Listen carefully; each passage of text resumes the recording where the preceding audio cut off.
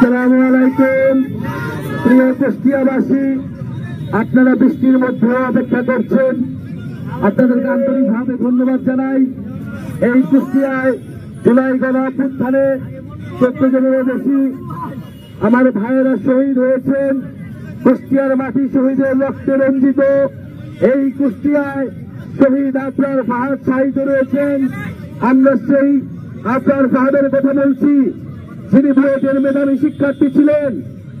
দেশের পক্ষে কথা বলার জন্য, আগ্রাসন এবং আধিপত্যবাদের বিরুদ্ধে কথা বলার জন্য বুয়েটের হলে সারা রাত ধরে সন্ত্রাসী সংগঠন ছাত্রলীগ তাকে নির্যাতন নিপীড়ন করে হত্যা করেছিল। আমরা সেই শহীদ আবরার ফাহাদের উত্তরসূরি।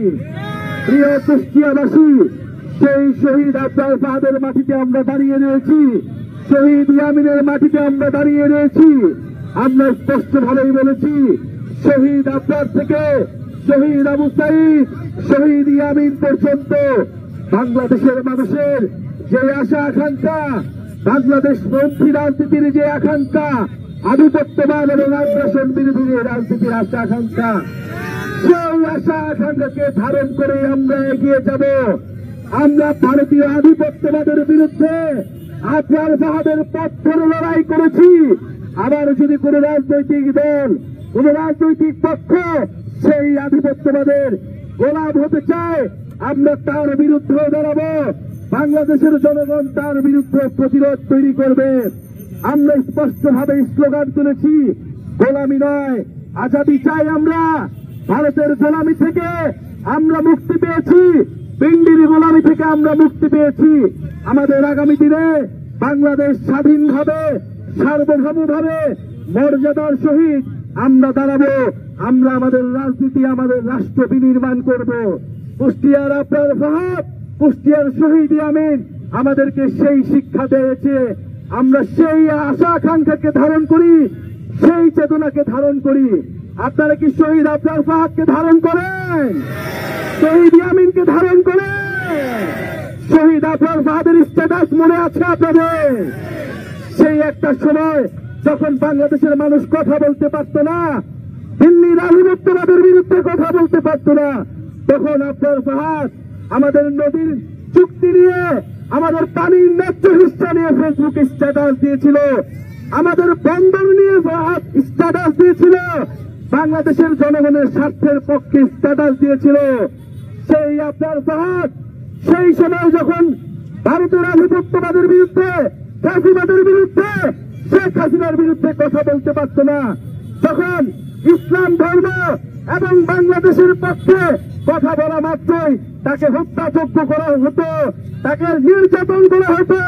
শহীদ আবরার ফাহাদ সেই সময় মুখ খুলেছিলেন।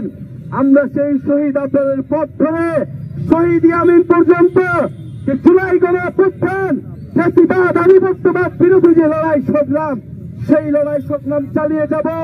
নতুন সংবিধান, বিচার এবং সংস্কার না হওয়া পর্যন্ত কুষ্টিয়াবাসীকে সেই সংগ্রামে আহ্বান জানাচ্ছি।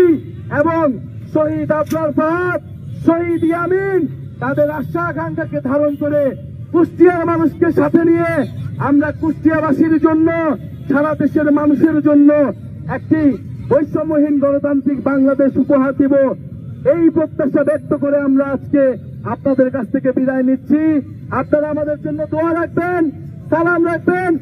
আপনাদের এলাকার সন্তান নুসরাত তাবাসসুম গণঅভ্যুত্থানের সময় ডিবি কর্তৃক নির্যাতিত হয়েছিল, গ্রেফতার হয়েছিল। ডিজিএফআই তার বাসা থেকে ভোর রাতে তাকে গ্রেফতার করে নিয়ে গিয়েছিল। 6 দিন এই ডিবি অফিসে এই নুসরাত আটকা ছিল। বাংলাদেশের মানুষের পক্ষে, ফ্যাসিবাদের বিরুদ্ধে, স্বাধীনতার পক্ষে লড়াই করেছিল। আপনাদের আরেক কৃতি সন্তান আমাদের নয়ন ভাই, যিনি অক্লান্ত পরিশ্রম করে এই কুষ্টিয়া এলাকার মানুষের উন্নয়নের জন্য, অধিকারের জন্য কাজ করে যাচ্ছেন। আমাদের এখানে আরো শ্রমিক ইউনিয়নের, যুব শক্তির, এনসিপির কুষ্টিয়ার বিভিন্ন পর্যায়ের নেতাকর্মী রয়েছেন, যারা আজকের কর্মসূচি সফল করেছেন। তাদেরকে আমরা আন্তরিকভাবে ধন্যবাদ জানাচ্ছি। যারা শহীদ পরিবার আমরা আজকে সকালে দেখা করেছি, আহত যোদ্ধা রয়েছে, তাদের প্রতি শ্রদ্ধা এবং সম্মান জানিয়ে আমরা আজকের এই পথসভা সমাপ্ত ঘোষণা করছি। ইনশাল্লাহ 64 জেলায় আমাদের এই পথযাত্রা আমরা চালিয়ে যাব। ইনকিলাব ইনকিলাব, এই শহীদ শহীদ আফরান, ইল্লাহ ইল্লাহ সালাম, এই শহীদ শহীদ ইয়ামিন, এই শহীদ আপনার স্মরণে ভয় করি না মরণে। ইনকিলাব ইনকিলাব।